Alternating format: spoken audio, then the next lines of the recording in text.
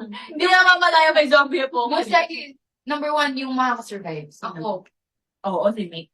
Si Mika. Ako feeling ko makasurvive. Si Princess kinagat na nakapito pa rin. Hindi kasi kulit. Kasi susunugin niya sa amin. Hindi, yan. Bubunga kasi yung mga zombie. Sino pang panalo dito? Si Juana last. Wala ka kami shady. Ano ako? Mga sa gitna. Tumakbo pa lang tayo si Tracy. Makarte ako doon. Okay, from Raymar. Tantan. Titan.